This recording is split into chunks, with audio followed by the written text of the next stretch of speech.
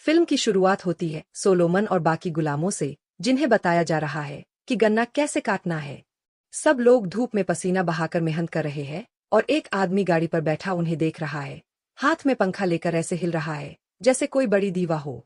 उसे देखकर साफ लगता है कि भाई पूरे यास क्वीन वाइब्स दे रहा है।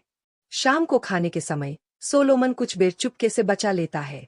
उसका प्लान है उन बेरों के रस से इंक बनाकर मदद मांगने के लिए चिट्ठी लिखने का। लेकिन अफसोस, बेर का रस बहुत हल्का होता है और काम नहीं आता।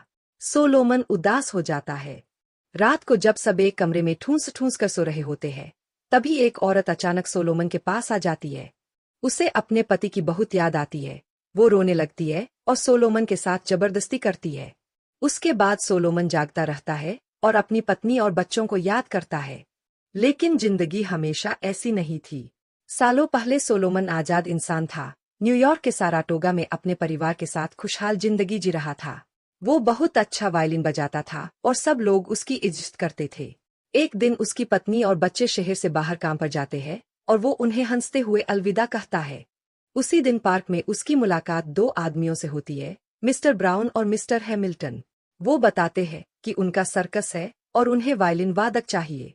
पैसा भी अच्छा देंगे और वादा करते हैं कि फैमिली लौटने से पहले सोलोमन घर आ जाएगा।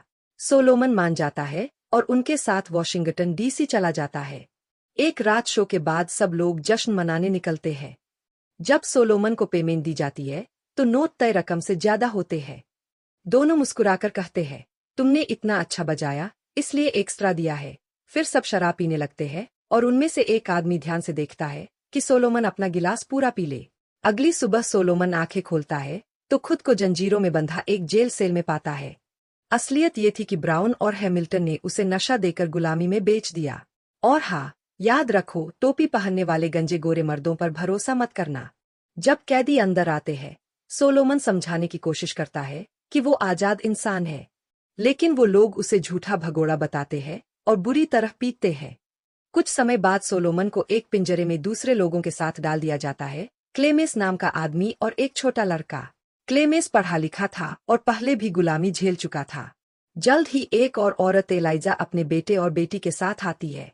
वो बच्चों से लिपट जाती है, लेकिन उसे पहले से ही अंदाजा है कि उनके साथ कुछ बुरा होने वाला है। थोड़े दिनों बाद सबको जंजीरों में बांधकर रात के अंधेरे में नाव में चढ़ा दिया जाता है।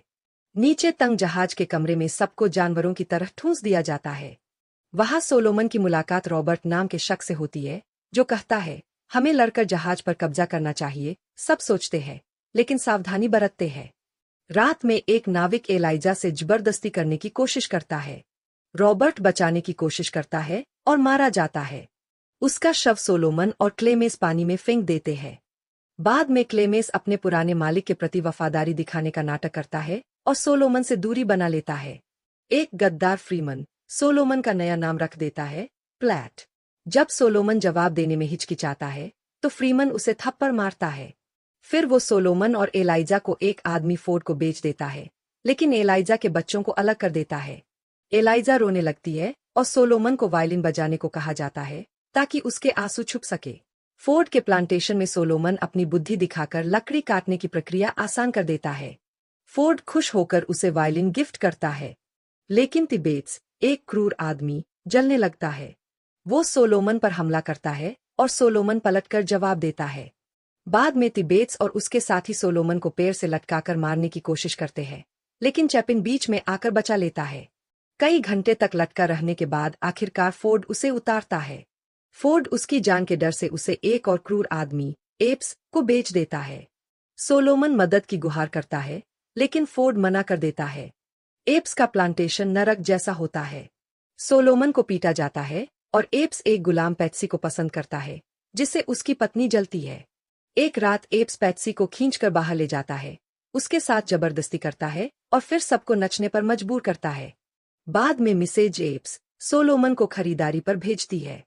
जब वो देखती है कि सोलोमन पर सकता है, तो कहती है, पढ़ाई लिखाई से कोई भला नहीं होगा, बस काम करो। रास्ते में सोलोमन भागने के बारे में सोचता है, लेकिन तभी वो दो आदमियों को फांसी पर लटका देखता है और उसका हौसला टूट जाता है।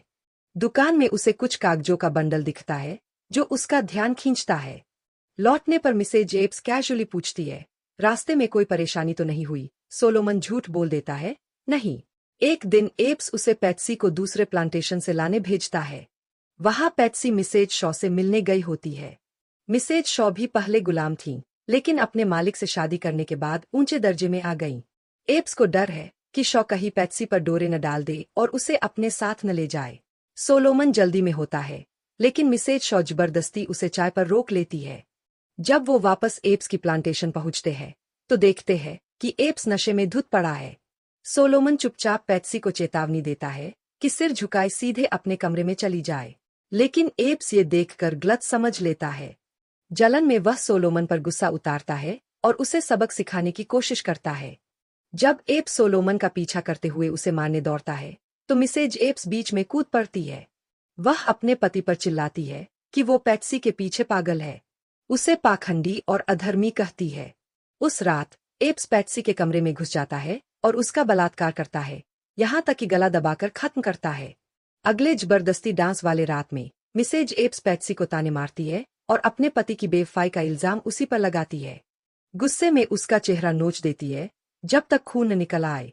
अपनी पीड़ा से तंग आकर पेप्सी बाद में सोलोमन से कहती है कि उसकी जान ले ले और बदले में वो उसे एक गहना दे देगी, लेकिन सोलोमन मना कर देता है।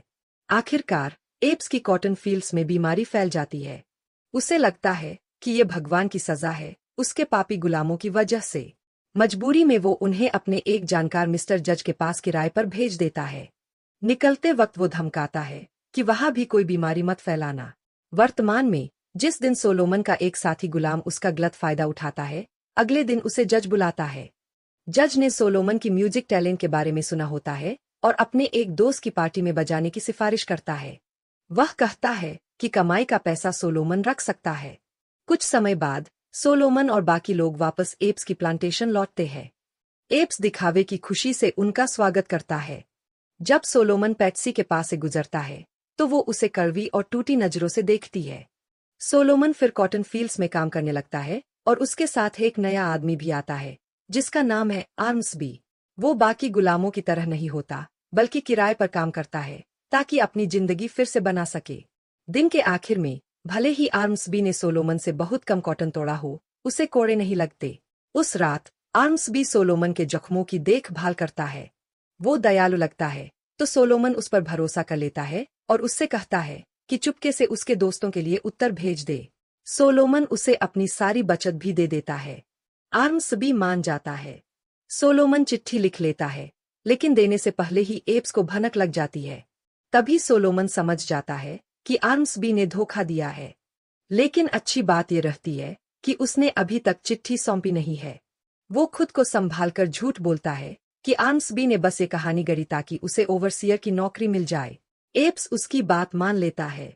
उस रात सोलोमन चिट्ठी जला देता है। उसकी आजादी का मौका हमेशा के लिए खत्म हो जाता है। समय बीतता है। सोलोमन को एक बड़ी बास की मदद करने भेजा जाता है। बास उत्तर से आता है और गुलामी से नफरत करता है। सोलोमन तुरंत उससे प्रभावित हो जाता है। एक रविवार पेप्सी गायब हो जाती है और एप्स भड़क उठता है। जब वो लौटती है और कहती है कि बस साबुन लेने गई थी, तो एप्स यकीन नहीं करता। वो सोलोमन को मजबूर करता है कि वो पेप्सी को कोड़े मारे। शुरुआत में सोलोमन मना कर देता है, लेकिन एप्स दबाव डालता है। आखिरकार एप्स खुद ही कोड़ा पकड़ता है और पेप्सी को बेरहमी से पीटता है। बाद में सोलोमन सब कुछ बास को बता देता है। बास उस पर विश्वास करता है और वादा करता है कि चुपके से उसके दोस्तों को चिट्ठी भेज देगा। कुछ समय बाद शेरिफ प्लांटेशन पर आता है और प्लैट के बारे में पूछता है। सोलोमन जवाब देता है। शेरिफ गाड़ी में बैठे आदमी की ओर इशारा करता है। वो मिस्टर पार्कर होता है, सोलोमन का दोस्त। पार्कर उसकी पहचान पक्की करता है और शेरिफ कहता है कि सोलोमन आजाद इंसान है। एप्स रोकने की कोशिश करता है, लेकिन शेरिफ उसे डांटकर पीछे हटा देता है। जाने से पहले सोलोमन पेप्सी को गले लगाकर अलविदा कहता है। फिर वो अपने घर लौटता है, जहां उसकी फैमिली उसका इंतजार कर रही होती है। उसकी बेटी उसे अपने पोते से मिलवाती है, जिसका नाम उसी पर रखा गया है। भावनाओं से भरकर सोलोमन रो पड़ता है। बाद में सोलोमन अपने अपहरण करने वालों पर केस करने की कोशिश करता है, लेकिन कानून उसकी मदद नहीं करता।